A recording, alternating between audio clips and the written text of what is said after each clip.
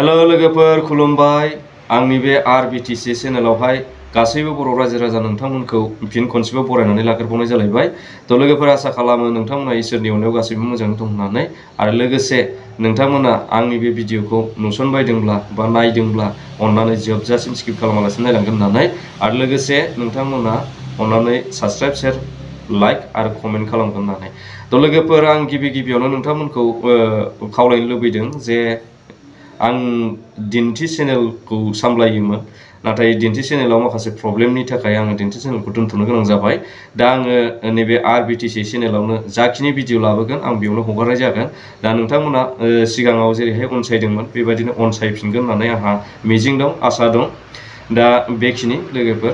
थ' दिनैनि आं भिडिअ खालामनायनि जाहोनानो जाहैबाय जे नोंथांमोनजों रायज्लायनो बा शेयार खालामनो होननानै आं बे भिडिअखौ खालामनाय जादों।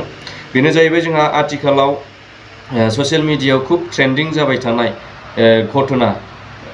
बे घटनायानो जाहैबाय जोंहा थांनाय 19 तारिखआवहाय जेब्ला जोंनि चिरां डिस्ट्रिक्टनि सिङाव थानाय रुनिखाता रेन्ज फरेस्ट रेन्जनि आन्दाराव थानाय उदालगुरि गामियावहाय जे जाथाय जादोंमोन बे जाथायखौनो लानानै आङो एसे रायज्लायनो लुबैदों आरोखि लोगोफोर नोंथांमोनजों।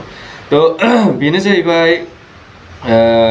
सिगाङावनो आं सोंगोरनोसो लुबैदों बा आङो बेखौ रायजो राजानाव मोनसे सोंथिसो खालामग्रोनो लुबैदों रायजोफोर। नोंथांमोना हयथ' थाम्बनेलाव नायनानै मिथिखाबायबो जानो हागौ।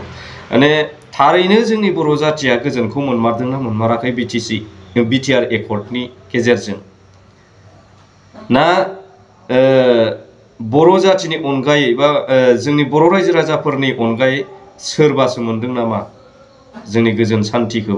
बे एकर्डनि गेजेरजों जे जोंहा सान्थि परिबेस फैबाय होननानै जों मिथिगौ।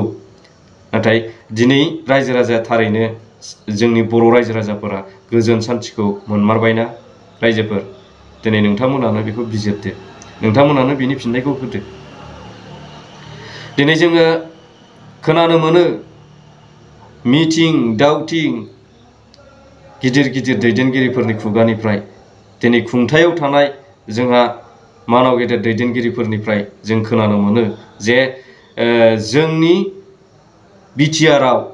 बिटिआर एकर्ड जानाय लोगो लोगो गोजोन सान्थिया फैबाय बा बिटिआर एकर्डआनो पिएस एकर्डखा, बिनि थाखायनो गोजोन सान्थिया जोंनि गेजेराव फैबाय बा बिटिआरआव गोजोन सान्थिया फैबाय होननानै गोबांबार जोंनि दैदेनगिरिफ्रा बुंबोबाय थादों आरो दिनैसिमबो बुंदों।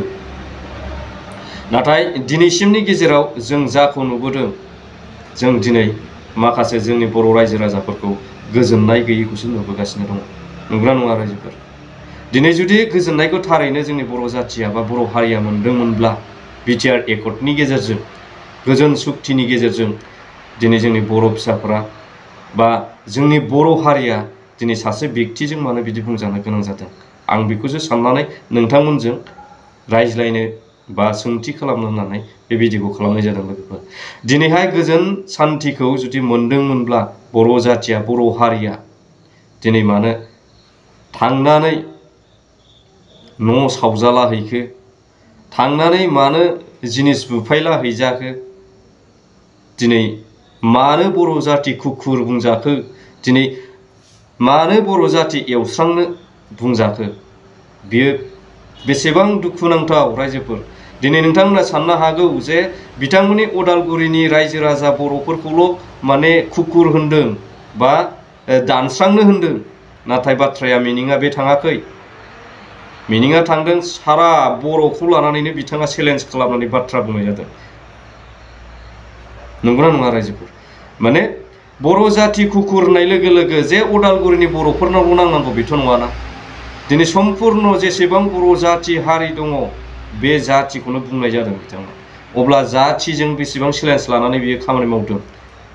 दिनै जोंनि जायगायावनो थानानै आरोबाव बिटिआर गभर्नमेन्टआबो जोंनिनो बर'नि गभर्नमेन्ट आरो जोंनि गभर्नमेन्टनि आन्दारावनो थानानै दिनै जोंनि हारिखौनो जोंनि जाथिखौनो दिनै खुखुर होननो हानाय बेनि मोन्थायखौ सोर होखो? आरो जोंनि हारिखौ एवस्रांनो होननो हानाय बबेनिफ्राय गोहो बोलो मोनखो बिथाङा? बेसो खुब साननो गोनां। आरो बेबायदि सासे बेक्तिजोंनो जों जुदि जोंनि बेसेबा गिदिर हारिया जे कुकुर होनजानांगौ बियो बेसेबां लाजिनांथाव रायजोफोर, बेसेबां दुखुनांथाव। दा बेखायनो आं दिनैनि समाव बुंगोन जे बे गोजोन फैबाय जायफोरा होनदों बिथांमोनहाल' गोजोनखौ मोननानै दं, नाथाय जोंनि बर' रायजो राजाफ्रा गोजोनखौ मोनाखै। आं बेखौसो बुंगोन आंनि पार्सनेलि चइसजों। नोंथांमोना मा सानो बिनि फिननायखौ नोंथांमोनाबो होनो हागोन आरो नोंथांमोनानो बिजिर। दिनैहाय आरोबाव आं मोनसे बाथ्राखौ बुंगोन जे गावजों गाव राजनितिकनि जे कन्ट्रभार्सि जालायो बे समावबा बिराद गिदिर लेक्सार होनो हायो, बिराद गिदिर बाथ्राजों नांलायनो हायो, नाथाय दिनै बे समाव खैफोदनि समाव जे जोंनि दैदेनगिरिफ्रा मा बुंगोन बेखौ समाजो खिन्थासिगोन। माथो सानथाम सानब्रै जालांबाय दिनैसिम जेबो राव दैदेनगिरिनि खुगायावबो बिथांमोननि जे माखासे जानाय जाथायफोर बिनि सायाव जेबो खुनु खुगाखौनो बेखेवाखै। अब्ला दिनै नोंथांमोना बुजिदो, बिथांमोना सानदो दिनै गिदिर गोलावा सान्थिखौ मोननानै सिरियै जिरायनानै दं, नाथाय जोंनि बर' सादारन रायजो राजाफ्रा असान्थियै रायजो जानानै दङ रायजोफोर। दा बेखिनिखौ आं बुंगोन, नोंथांमोना नैबे भिडिअखौ नाय। बेखौ लांनो नाङामोन होननानै आं बुंबाय। बे समावहाय बियो गसंनानै हातिम सात बर' जाति होनबाय आरोखि। बर'खौ नुनानै बियो मा नुखो 24 घन्टा दे बियो थांलाय फैलाय बे बर' जाति कुकुर कुत्ता। सोरां दखानजों थांनानै जोंनि गामियाव बिराद बे उपद्रब खालामो। थांनाय मानि बियो जोंनि हारिखौ जोंनि जातिखौ बे नासयहैयो। रेन्जारनि सायाव माबा मोनसे खालामजानो लुबैयो नामा नोंसोर सरखारनि सायाव, सरखारनिसिम माबा मोनसे बुंहरगोन? जोंनि मथेथ' बे रेन्जारखौ जोंनि बे एरियायाव दोनाबा मोजां जागौ, जेन' बे सासपेन्ड जायो, नङाबा दस्राफ्राव रिटायार जायो बियो, दस्रायाव रिटायार जायो बेखौहाय लुबैयो, ट्रेन्सफार खालामो। खोनाबायना नोंथांमोनाबो नुबाय आरो खोनाबाय। दा बेफोरो बेसेबां दुखुनांथाव नंगौना नङा रायजोफोर? दा बेखौ नोंथांमोना बिजिरदो। थ' लोगोफोर आं जोबथारनायाव बेखौनो खावलायबाय, जुदि आङो माबाफोर गोरोन्थि बुंबोफ्लांदोंबा गावनिनो बर'नि फिसा होननानै अननानै निमाहा होगोन आं आसा खालामबाय।